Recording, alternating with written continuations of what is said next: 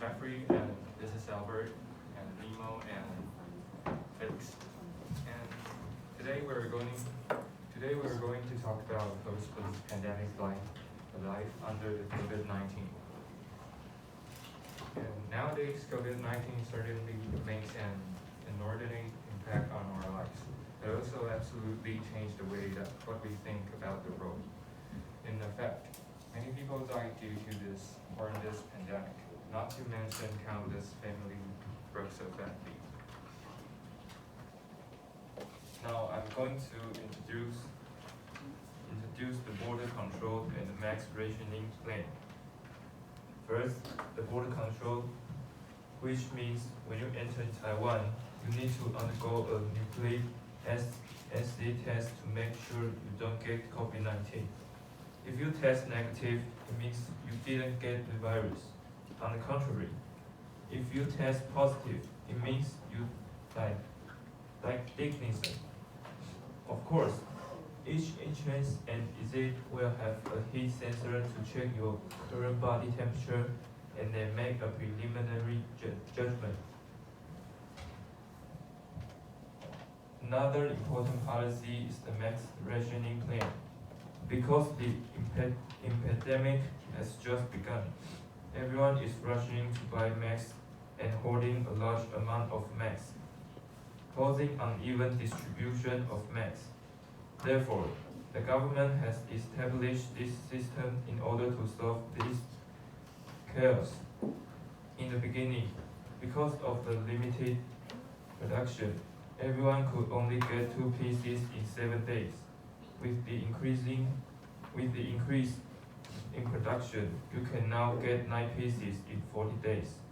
This policy therefore successfully controls the distribution of domestic masks and indirectly didn't let the epidemic spread in Taiwan. Next, we're going to talk about mandatory quarantines and sanitizing. First of all, the so-called mandatory quarantines means that people who are suspected of carrier in Taiwan will be sent to a place, centralized government management for isolation. Regarding of this point, the policies of Taiwan government and the cooperation of the people can be considered the number one in this world. In addition, Taiwanese people outstanding sanitizing concept, which strongly protects our health. As mentioned above, we're positive that the thing we do can really help.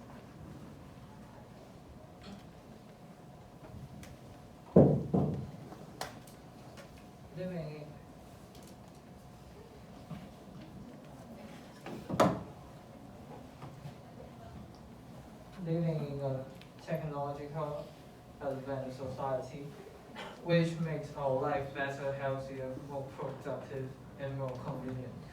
Just think of how easy it is to get around on modern transportation. Notwithstanding, when this pandemic happened, we got problems. Take me for example. I live in Taipei, and every day I go to school. I take MRT. The MRT system is used so often by people, whether adults or kids. Everyone is in a confined space. Furthermore, there are always lots of passengers at peak time. Of course, bus is in the same situation. Accordingly, once the virus breaks out, it certainly will be out of control. To iron out this adversity, the government requires passengers to wear masks when using public transportation. Also, at each MRT station, there are equipment to sense whether someone is over temperature, ensuring the safety of all passengers. That is, it's rather momentous that we dedicate ourselves to create clean and safe conditions during this pandemic. And Taiwanese perfectly demonstrate that the sense of solidarity can lead to the sense of empowerment, comprehensively averting, result, accelerating, but not just portentously philosophically.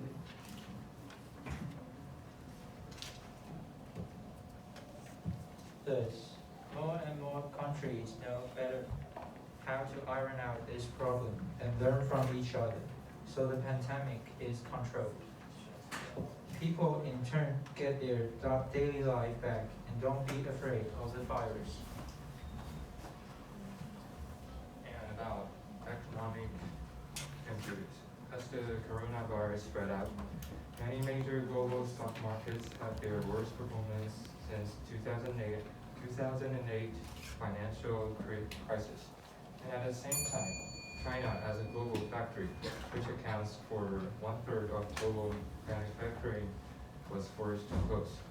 In effect, the supply chains of many big companies.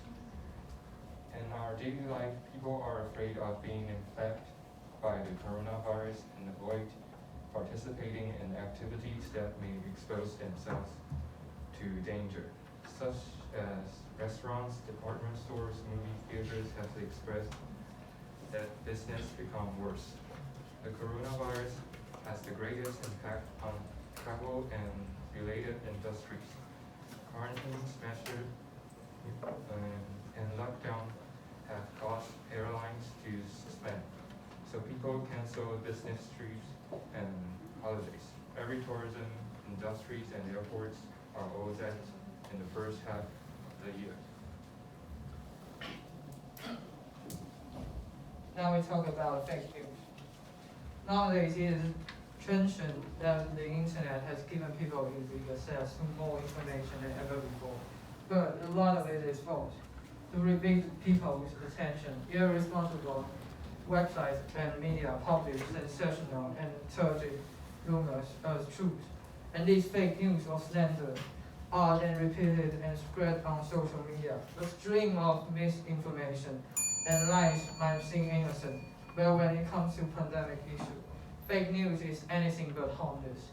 For one thing, fake news often openly encourage people to believe other information, such as the idea that vaccine cause negative results. This can real outbreak of disease when believers refuse to vaccinate their children and themselves. In the United States or other countries, the fact is that some demagogues try to dismiss the real situation as misinformation on account of their big profits. That is, they want to make money during this pandemic. Accordingly, we shall stay pragmatic and look at the source of the news and determine its authenticity and its viewpoint. Provided that the story cites an official source, we can verify its claims. Thanks for watching and listening.